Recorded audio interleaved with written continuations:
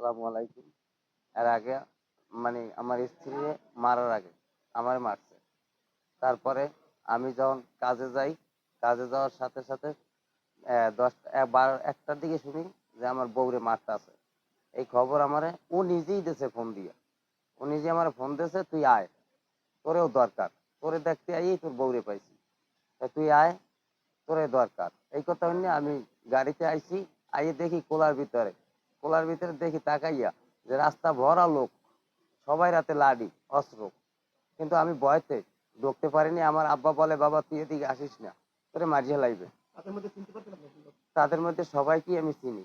যেমন আমার চাচাতো ভাই শফিক আছে দত্তরি, তার ভাই আছে, বাবা আছে, চাচা আছে, আর আপন ভাই আছে। মানে ওরা সবাই আরো ভ্যানে করিয়া অনেক লোক সন্ত্রাসী নিয়ে আসছে। এরা আমি আমার সাথে ওদের সাথে কোনো ঝামেলা নাই এবং ওদের সাথে কোনো মুখ কালাকারিও নাই।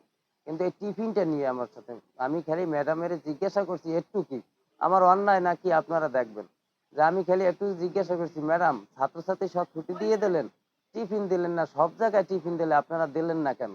তখনই উনি বললে কি আমি টিফিন আই নাই স্কুলে। আমি বলছি আমার সামনে টিফিন দিয়ে গেছে, আমি দেখছি। টিফিন গুলো তো বাড়ি নিয়ে গেল, তাও দেখলাম, তারপরে বলেন টিফিন আনে নাই।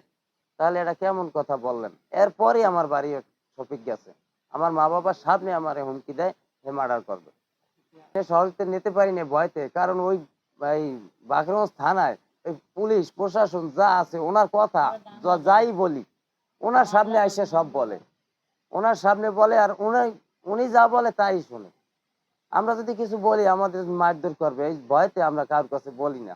এবং আমাদের গ্রামের যারাই আছে তারাও মুখ খুলে না ওর ভয়তে। এত ভয় পায় মানুষ, কিসের কারণে আরে ভয় পায়? আমি সরকারের কাছে এবং সেনাবাহিনী, নৌবাহিনী যা আছে বাহিনী, সবার কাছে একটু দাবি, আমাদের জীবন ভিক্ষা দেন, নাইলে আমাদের মাঝিয়ে লাইবে। যেভাবে হোক আমাদেরকে বাঁচান, নাইলে আমরা বাঁচতে পারবো না।